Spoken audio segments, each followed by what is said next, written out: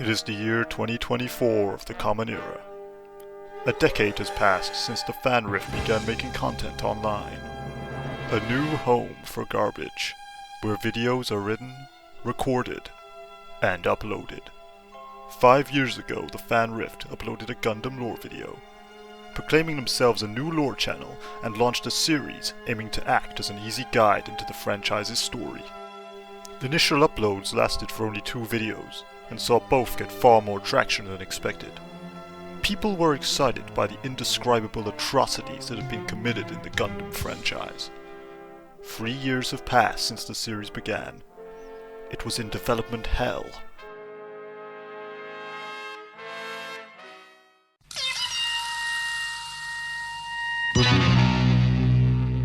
Why you should watch Mobile Suit Gundam.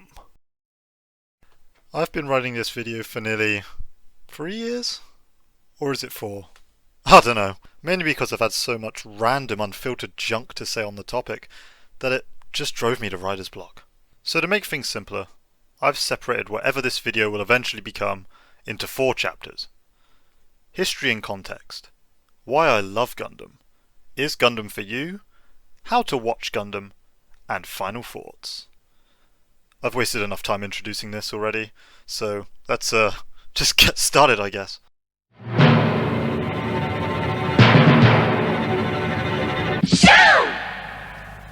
Do you like Attack on Titan? Do you like Star Wars? Do you like giant humanoid robots blowing each other up for no reason at all? Then do I have just the franchise for you. Mobile Suit Gundam is, in my opinion, not just one of the best anime franchises, but one of the best sci-fi franchises of all time, and its overall influences on the genre are endless. I'd argue that it's impossible to not say that it's up there with the other titans of the genre in terms of just how influential its world and rule set have been, and it's gotten to the point where mainline Gundam, that being the Universal Century timeline, is just so damn good that I don't even view it as an anime anymore. But wait, hold up. You're probably asking yourself, what is this guy saying? How can he not view an anime as an anime? It's an animated franchise, drawn in a manga style, and it's straight out of Japan. And it's also one of the medium's most recognizable properties. So recognizable that Japan went out of their way to build 2 life-size mobile suits just to spite us. And, okay, to all of that, I of course have to say yes. It is an anime, and I'd be an idiot to think otherwise. But what I meant by that is that there are just certain franchises within any medium that just feel so unique, so imprinted on their respective genres, that they stand out to the point where they feel so impressively independent and untouchable because they are the source of the inspiration for everything else. For example, take Star Trek, another favourite franchise of mine. It gave us the idea of a united humanity, a utopia, but it also imprinted the rule set of how to depict the so-called Space Navy in a grounded, relatable way with all the rules and regulations that come with it. Starfleet and the United Federation of Planets, like it or not, changed the genre, and the world it exists in has been the blueprint for many other franchises that followed. Whilst its sequels may not exist in the same vein as the original, Mass Effect 1 is a great example of this. The Systems Alliance, Earth's place within it, the idea of sending down a landing party, it's all there, and it owes a large majority of its look and feel to Star Trek. Something I wish that maybe a few more Mass Effect fans would catch on to, so that they could maybe go watch Star Trek and fall in love. I don't know, maybe they have, maybe they haven't. Do it anyway, if you are a Mass Effect fan, I don't know. Please. And yes, of course, there are countless examples of some sort of space navy before Star Trek, and other examples that don't fit its mold, but it's the way Star Trek crafted its world that allowed it to leave its mark. Before moving on to Gundam's own history and impact, however, to further show this idea that some franchises just feel unique, I'd like to show you a segment from an interview of Andrzej Sapkowski, creator of a lesser-known series called The Witcher. Who, I'm kidding, you know what The Witcher is. Where he talks about this very concept and its implications on any genre. When one talks about fantasy, it's almost mandatory to kind of bring up Tolkien, and I know it's an author that you admire. As a writer, what do you think it is that makes his work so unique? and so imitated? Well, he was the first. Yeah, but there's been many copies. Why do you think that his still persists to be the best in what he did? He was the first and he was good. So really, you do not believe how many fantasy novels or series I have read about a bunch of guys going on the quest, on the travel, or journey west. Yeah? The Chinese understand what journey to west. To throw a ring into the volcano. So there are hundreds of novels about throwing a ring into the volcano. Hundreds. But you know, good things have this in it that they are maybe not easy to imitate, because you cannot imitate a good thing. It will be always worse than the good thing. So, just how does Gundam leave its mark? And what is it about this beloved franchise that makes it so important? Well, to answer that question, we have to go back to the beginning. Before Gundam hit the scene, another genre was popular in Japan, one just as influential and recognizable in its own right. The super robot genre, as it has come to be known, was responsible for giving us Toku Sentai, better known as Super Sentai, or as most of us in this part of the world know it, Power Rangers. It's a genre with spandex-clad superheroes who pilot giant, over-the-top robots that do kick-ass things, and is more often than not, stupidly ridiculous. The most notable examples of super robots, outside of the Sentai brand, include instantly recognizable icons such as Mechagodzilla, Jet Jaguar, the Jaegers of Pacific Rim, and hell, even the Transformers. And, don't get me wrong, I'm not saying there's anything wrong with Super Robot, or that it needed to be changed. In fact, I love it. After all, who doesn't love seeing giant superpowered robots go to town on each other for no other reason than it looking cool? But during the reign of the super robot genre, something would inevitably grow from within it. An idea that would feel like a direct response and critique of the crazy, ridiculous action that Japan was so used to seeing at the time. And that was Real Robot.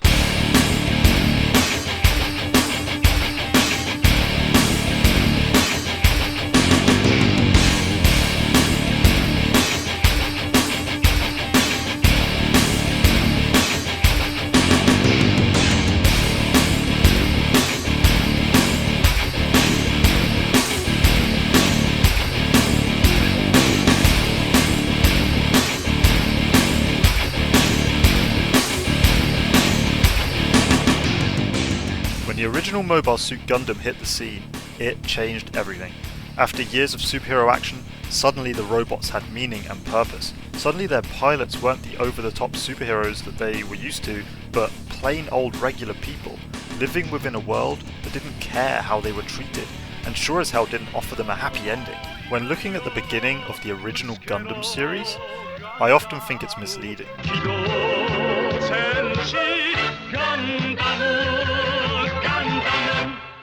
When you start the first episode, you're met with a bright and colourful opening theme, with a vocalist whose tone can be described as nothing but pure joy.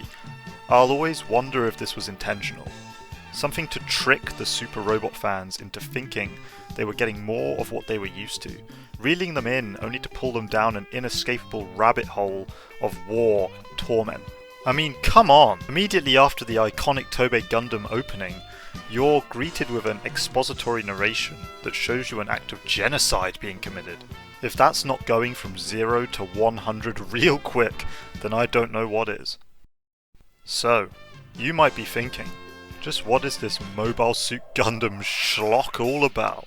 No! Well, to put it simply, Gundam is about humanity's future colonization of the solar system, and the evolution of mankind into something new and all the more mysterious.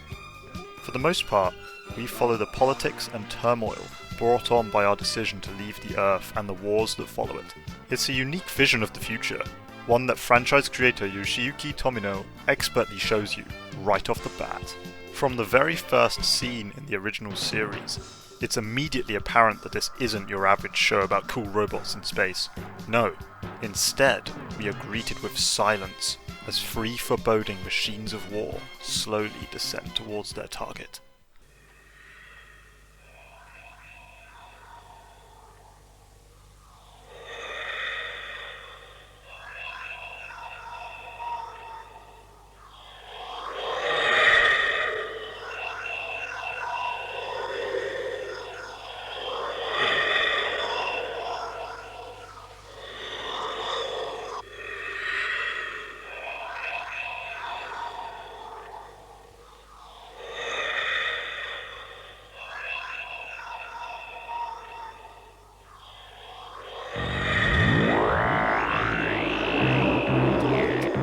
Our first true look at the antagonists of the series, known as the Principality of Zeon, isn't presented to you like this, or like this. And yes, I know the context is different, and I know the Daleks are inherently a far more evil and dangerous force from a thematic standpoint, but that isn't my argument here. When looking at the first few minutes of Gundam, it isn't just the lack of any form of dramatic music that changes the feel of the scene, but instead we are given a deliberate POV of a group of soldiers we know nothing about. The show makes no attempt to demonize them.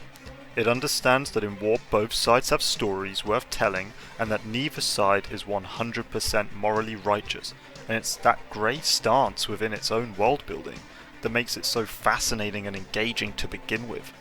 Throughout the series, the use of a dual POV between whichever two opposing factions are currently fighting each other is presented to us in a varying degree of ways. It's a similar approach that can also be somewhat seen in the original Star Wars trilogy, and to a lesser extent, Deep Space Nine. However, I'd argue that in Star Wars, the viewer is actively pushed towards disliking the Empire, and rooting for the rebellion right off the get-go. Now, I'm not saying that you should root for Zeon, or the Federation really, let's be honest, but it's this idea of being able to see both sides of the story and understand and relate to the reasoning and the motivations of nearly every character in the series that make it so compelling and outright heartbreaking. Coming back to Star Wars, it's clear that Tomino took a lot of inspiration from it when crafting the world of the Universal Century, with many of their similarities being pretty hard to miss. We begin with our antagonists attacking a base that belongs to our heroes so that they can retrieve vital information for the war effort. In the case of Star Wars, it's the Death Star plans, and in Gundam, it's the Federation's top secret mobile suit program and the White Base. Next, our heroes escape with what our antagonists desperately require, and a grueling game of cat and mouse begins. Our hero, a teenage boy with exceptional abilities who later goes on to become something far more powerful than an ordinary human, is thrust into a dangerous and psychologically damaging position that changes his life and the world he lives in forever. We also have our primary antagonist, a helmet-wearing ace pilot who serves as the exact opposite to our hero, leading the chase against him with his military genius at the whim of his superiors. Both of these characters are not fully what they seem, the two of them acting as a guiding line for pretty much the entire story of their respective worlds. They both also appear as the main star in their own prequel series that establishes their fall into madness. But to be honest, as much as I've talked about their similarities, they really don't run that deep. Whilst on the surface and at the beginning of the show, it might seem to the unexpecting viewer that they've copied Star Wars, it doesn't last. Gundam goes down its own path pretty quickly, its own philosophical ideas and storytelling aspirations taking hold and making it just as influential as the stories it's inspired by. And when comparing it to the other titans of science fiction, it's very quickly clear that there's nothing else quite like it. Strangely enough, I recently finished watching Super Dimension Fortress Macross for the first time, which for the most part starts out exactly the same, except its opening episodes feel far more inspired by the start of Gundam, not Star Wars. I don't know why, but I just think it's interesting that a series that takes clear inspiration from its predecessor can then have the same done to itself later on and feel as if it was the original source. Right, so I feel like I'm just getting sidetracked now, and I've been writing this video for far too long, so let me get into the real nitty-gritty of just why I love Gundam so much. No more semantics, no more context, just straightforward passion and love.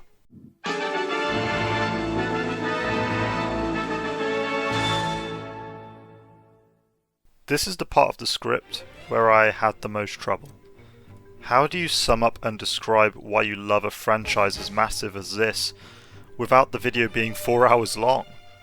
The answer is, I can't, but I'm going to try anyway, because I'll be damned if I let myself go 3 more years without uploading this video. So, why do I love Gundam? The easiest answer to that question is a boring one. I just love how real it feels.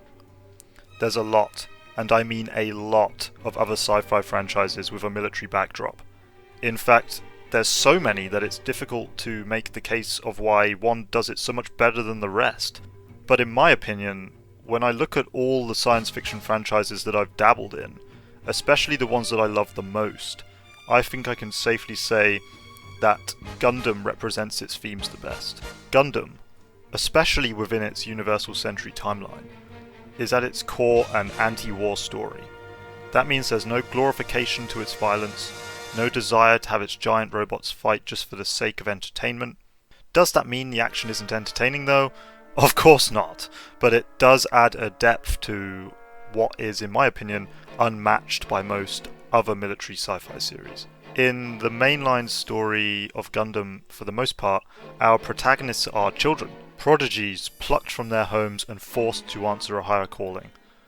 Like the opening titles of the original series, this seems almost by design, as if they were trying to take a jab at how not just the other anime of the time, but also how Western cartoons handled their main characters.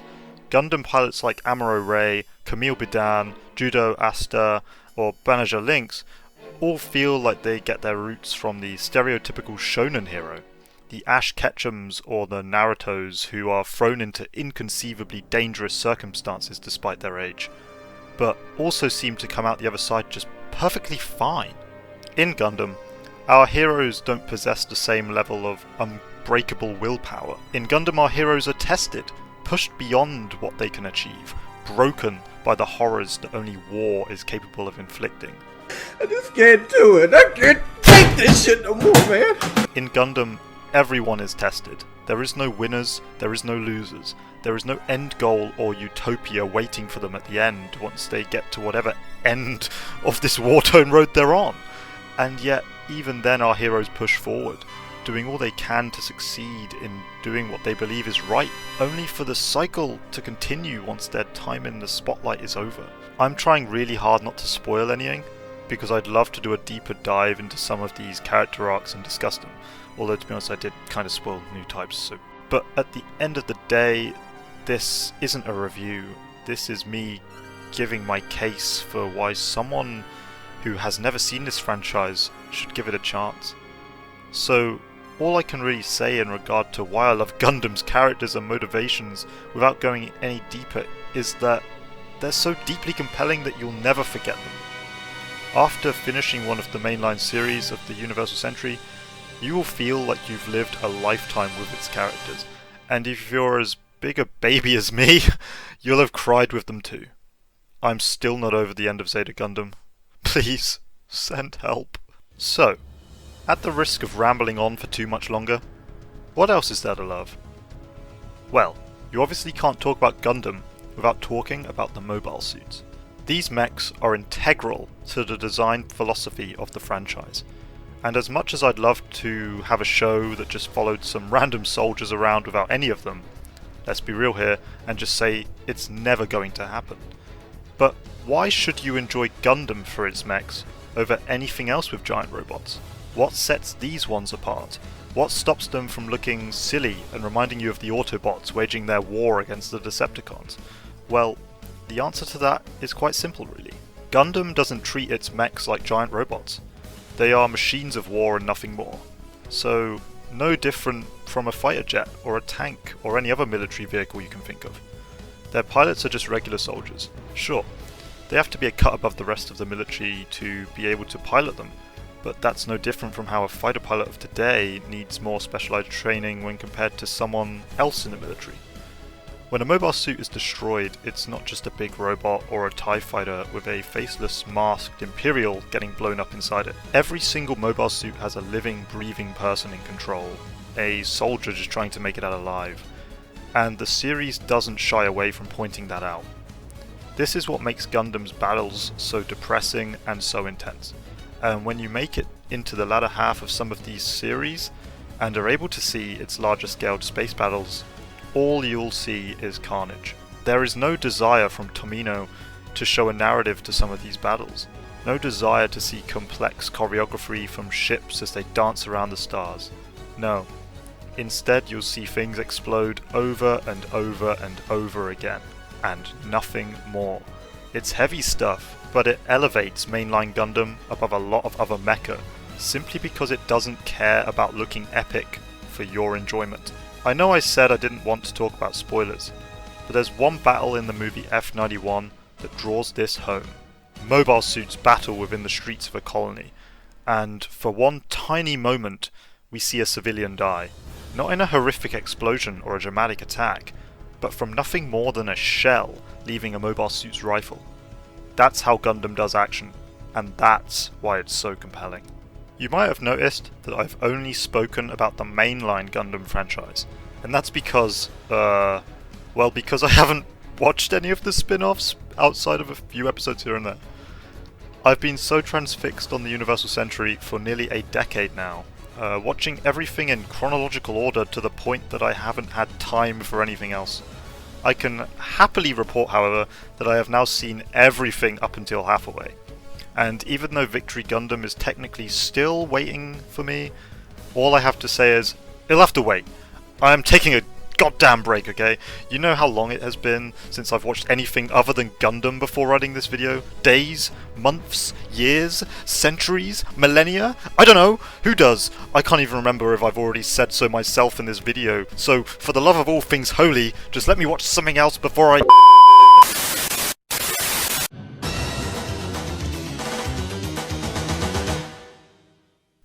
Yes. What else did you expect me to say? You've made it this far into the video, haven't you?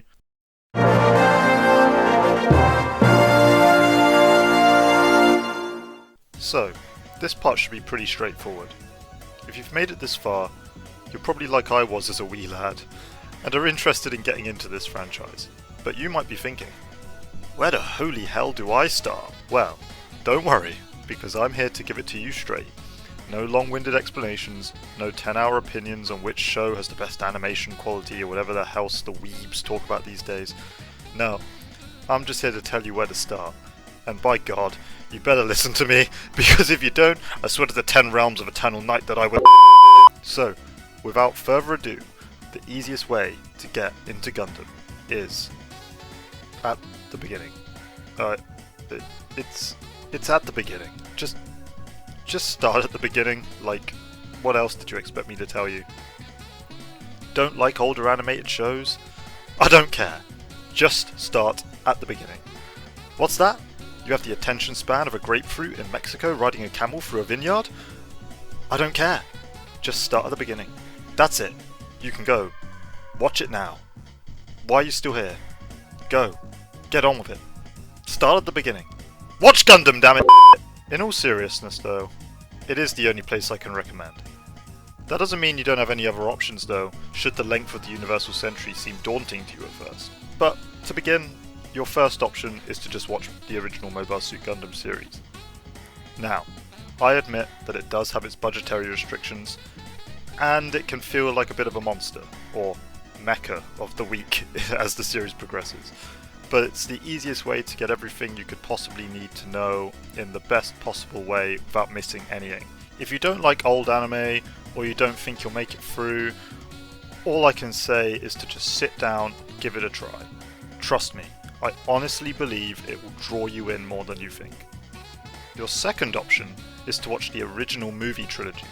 The movies are a condensed, re-edited version of the series with better animation that, in theory, is Tomino's true vision of the series.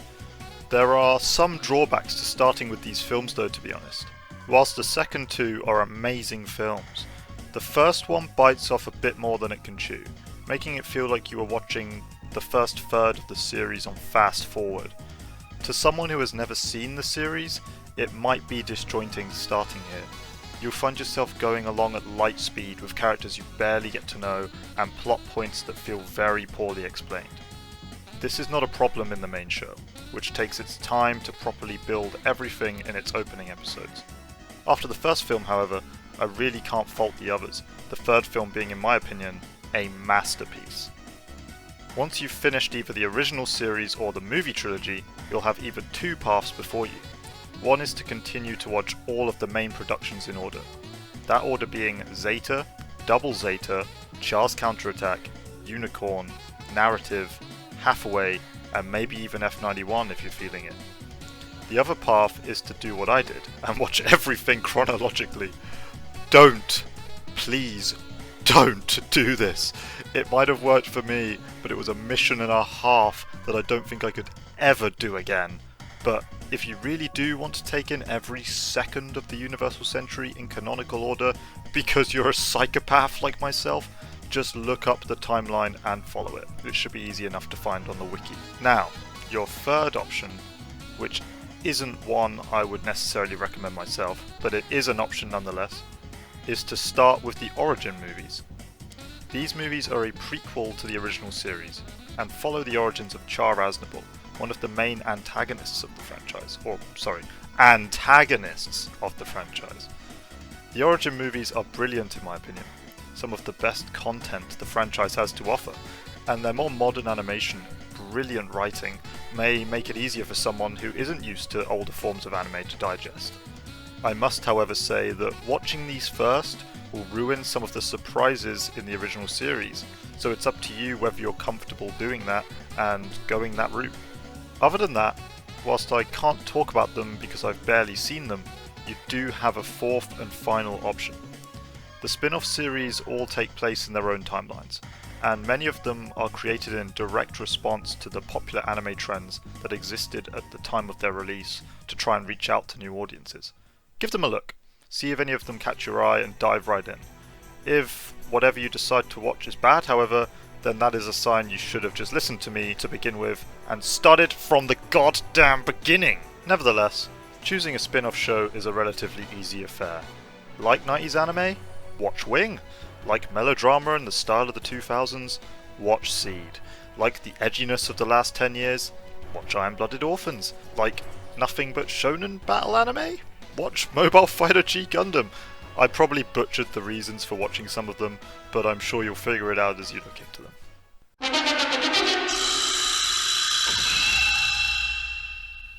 To be honest, this video turned into more of a why I love than a why you should watch video. But to be honest, I think that's what most of the videos in this series are going to be going forward. Just pointless scripted video essays where I geek out about something I want more people to watch for a while before telling you to watch it. And since this video has been in the making for far too long and I'm just tired of writing it, I'm going to keep the conclusion nice and sweet. Hopefully, I've pushed you towards a never-ending spiral into the Gundam franchise. Although I doubt it, because this script ended up being cobbled together worse than an Imperial Japanese Type 95 Hargo light tank on the front lines of the Second Sino-Japanese War. Fucking hell. That was hard to say. But unnecessary historical analogies aside, it's been great to finally get my thoughts on this franchise down on paper. I wasn't lying when I said that I've been watching pretty much nothing but Gundam anime-wise since I started the original series all the way back in either 2015 or 16. It's been a long road, even if I did make it harder on myself by watching everything in chronological order. But even so, it's a universe that only got better the deeper I got into it. Sure, it may have its low points, but every franchise does. And at its core, it truly is one of the best and most impactful sci-fi universes out there. I may not have convinced anyone to watch it. Hell, I expect the only people that will even click on this video to be pre-existing fans of the franchise. But even if you are, send this to someone. Not so that I can grow as a YouTuber and live out the rest of my days as a billionaire, although that would be nice and I do hear the ad revenue is pretty good these days. But so that your friends, your family, hell, maybe even your unborn son can be introduced to a franchise that, in my opinion, deserves way more recognition over here in the West. That's it, I guess. That's why I think you should watch Mobile Suit Gundam. Honestly, I have nothing else I feel the need to add. I think whatever else can be said on the topic is better for you to find out on your own. I'll probably do some more focused reviews of each Gundam show or movie respectively at some point, as I have some ideas of how to make things a bit easier to manage for that type of content on the channel. But until then, if that ever happens that is, I hope that this video is enough for you to either reinforce your love for the franchise, or make the start of the journey for yourself. If you liked the video, don't forget to like and subscribe and hit that bell icon so that you never miss anything that comes out on the channel. Or don't. I don't care. You probably won't see me for another 3 years anyway.